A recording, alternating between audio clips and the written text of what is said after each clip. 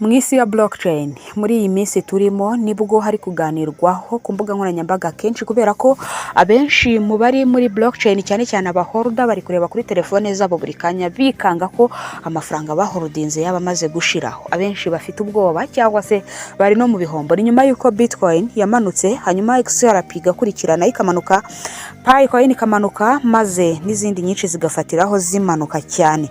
Ibi ngibi nibyo tugiye kuganiraho muri iki kiganiro cya none. Hano ndi kuri Rugwiro Prozone.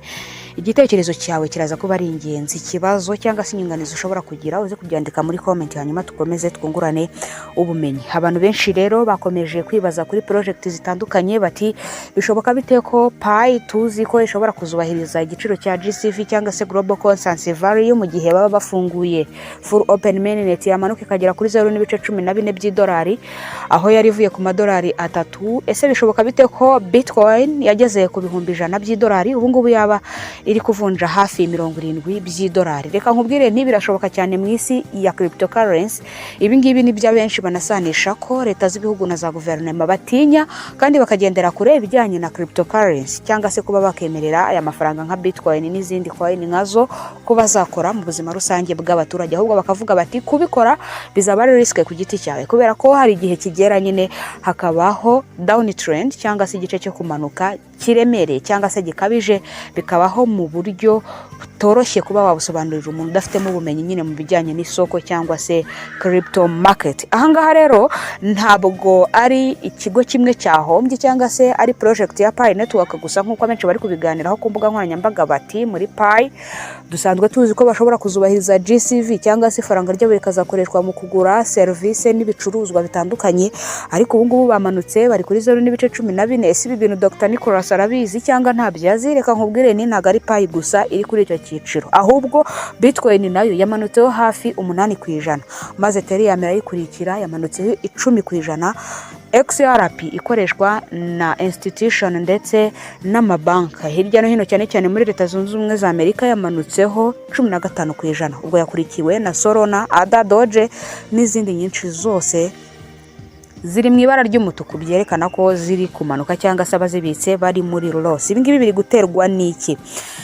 Ni isoko ryose riri gukora icyitwa collection, ntabwo ari project imwe yahombye. Ibyo ngibyo nibyo ugomba kubanza gusobanukirwa. Impamvu rero isoko rishobora kuba ryamanutse niyo tugiye kurebera hamwe, ubundi ukabasha gusobanukirwa byinshi. Ubundi iyo hamaze kubaho igikorwa cyo kumanuka, abenshi batangira kuvuga ku mbuga nkoranyambaga bati Pi yaba irangiye burundu, project yaba irapfuye, nigera kuri 0.00 biraba birangiye, XRP igiye kwibagirana, Bitcoin iramanutse amafaranga ashizeho n'ibindi byinshi bitandukanye byerekana ko crypto yaba iri mu marembera cyangwa se irangiye burundu. Ariko ukuri guhari nuko kugira ngo isoko rimanuke biterwa n'ibintu byinshi bitandukanye, ariko iby'ingenzi nuko hariho fear and panic selling. Iyo igiciro gitangiye kumanukaho gato nk'igihe Bitcoin yari irimo iva ku bihumbi 100 by'idolari igafata ibihumbi 80 wenda na 5 by'idolari, abenshi batangiye kugira ubwoba maze baragurisha. Kandi buri order yose ukoze mu isoko ibisobanura ko nyine yiyandika kuri blockchain maze bagateranya mu masaha 24 bakagena nimba bagurishije ari twe benshi cyangwa se abaguze ari bo benshi, bikagena nyine uko isoko riza kuza kwitwara. Aha rero iyo igiciro gitangiye kumanuka icyitwa fear and panic selling gitangira kuyobora abantu bijyanye n'amarangamutima n'amikoro y'abantu muri rusange. Abantu badafite ibijyanye na skills cyangwa se knowledge ku bijyanye na crypto market bagakoresha panic ndetse n'ubwoba mu kugurisha coin zabo. Ibyo bituma isoko rirushaho kumanuka cyane. Aha kandi bikurikirwa n'icyitwa liquidity gap. Ahangaha institution nini zitegereza igihe abantu bagurisha kubera ubwoba. Ubwo icyambere cya fear and panic selling kiba gitangiye gukora, maze noneho ahangaha liquidity gap ibigo binini bya bindi bifite amafaranga kubarusha bagategereza igihe muri kugurisha kubera ubwoba, zigahita zikusanyiriza hamwe za coin zanyu. Hakabaho ikijyanye no kwinjizamo abitwa ba smart money kugira ngo barusheho kugura za coin. Aha kandi birakurikirwa n'ikindi gice cy'uko ku isi yose muri rusange hashobora kuvuka igihugu gituma isoko rimanuka bitewe n'ibyo icyo gihugu kiri gucamo nk'intambara se cyangwa se ibibazo by'ubukungu, inflation, inyungu z'amabanki zirushaho kuzamuka. Ibyo ngibyo byose bishobora gutera risk asset cyangwa se isoko nyine rikamanuka ku buryo budasobanutse cyangwa se ku buryo uri bubibone ukabona ko birakabije. Ibi ngibi rero bifata igihe gito cyane muri crypto cyangwa se bishobora kuba mu minsi mike cyane. Muri crypto ushobora guhomberamo amafaranga menshi udashobora guhomba mu buzima busanzwe. Ibi ngibi abenshi babisanisha ko leta z'ibihugu na za guverinoma bagendera kure ibijyanye na crypto.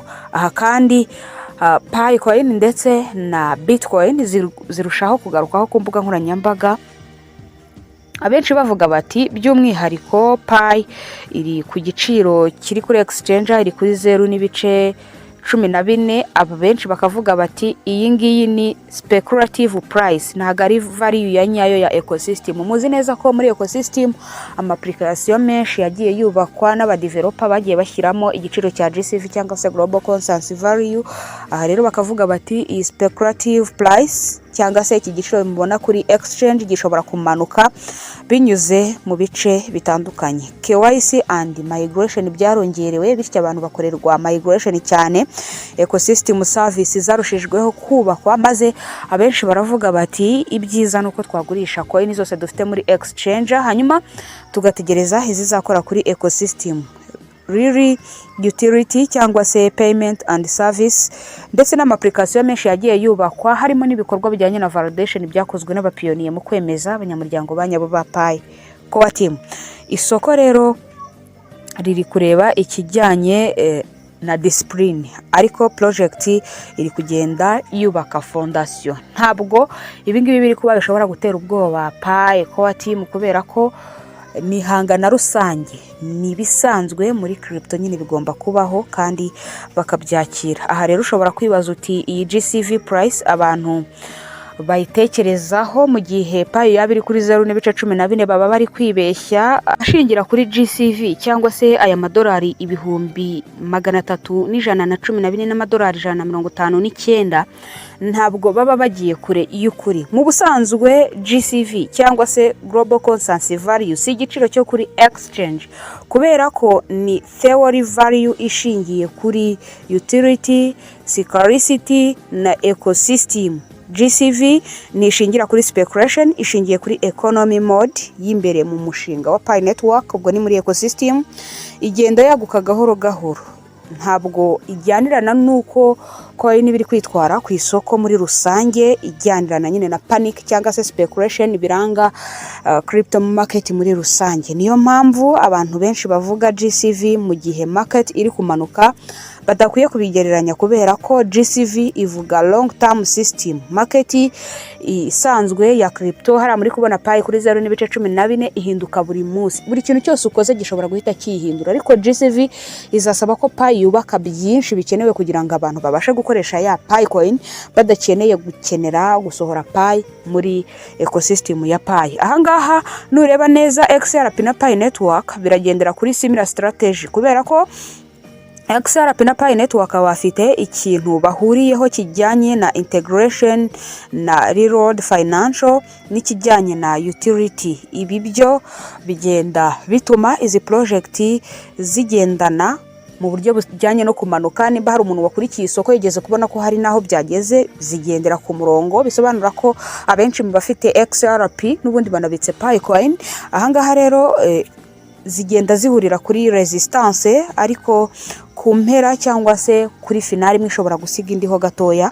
Aha rero icyitonderwa ku bijyanye na buri muntu wese twabanye muri iyi video, ahangaha niba uri umunyamuryango wa Rugwiro Prozone, isoko rikwiriye kuba ryakubera ishuri winjiramo wamaze gufata icyemezo cya nyuma. Ikindi, gushora amafaranga wabonye mu buryo bushobora kugushyira muri risk, ariho inyungu y'umurengera, ariho deadline cyangwa se umunsi ntarengwa wo kuyasubiza, ntabwo ari byiza kuyashyira mu isoko.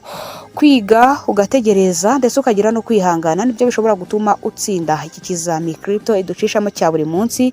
Ntabwo kandi ari inama igambiriye kugira ngo ugurishe cyangwa se utange coin zawe. Ahubwo twareberaga hamwe uko isoko rihagaze muri rusange, ni ukugira ngo usobanukirwe byinshi bijyanye n'isoko. Dusoza, niba ushaka kumva uburyo cryptocurrency igenda ikoramo mu buryo bwimbitse, ukagenda usobanukirwa byinshi bigize iri soko, ndagusaba gukanda subscribe kugira ngo tujye tubana mu biganiro byacu bya buri munsi. Ariko nanone nkakubaza muri comment nti ese kuri wowe ubona ari iki gishoboka, cyangwa se izi crypto ziri kuzira iki muri rusange? Ntabwo ari muri cryptocurrency gusa, ubwo n'abakora trading. Gold yamanutse yavuye ku ibihumbi 4,900 igera ku ibihumbi 4 hafi 800, yenda gufata ibihumbi 4,700. Ntabwo ari ibintu bisanzwe mu by'ukuri cyangwa se bisanzwe bibaho, ahubwo muri rusange ni dolari rya Amerika ryamanutse. Reka ngushimire, nizere ko tuzabana mu bindi biganiro byacu bya buri munsi. Ibikwiye gukorwa mu isoko aka kanya, panic cyangwa se ubwoba, abantu bari kugira ubwoba nyine bagakuramo amafaranga yabo, nibyo biri gutuma isoko rirushaho kumanuka.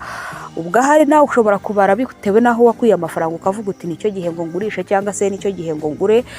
Gusa abajyaga bibaza bati ibihugu byinshi bitari byemerera aya mafaranga ya crypto gukora mu buzima rusange bw'abaturage, wenda byasigaye inyuma. Hoya ni iki ngiki baba bari kwirinda. Isi ya crypto ishobora kugabanukaho 10% ry'amafaranga wari utunze. Ibi ngibi nta handi hantu bishobora kuba keretse wahuye n'impanuka cyangwa se inkongi y'umuriro.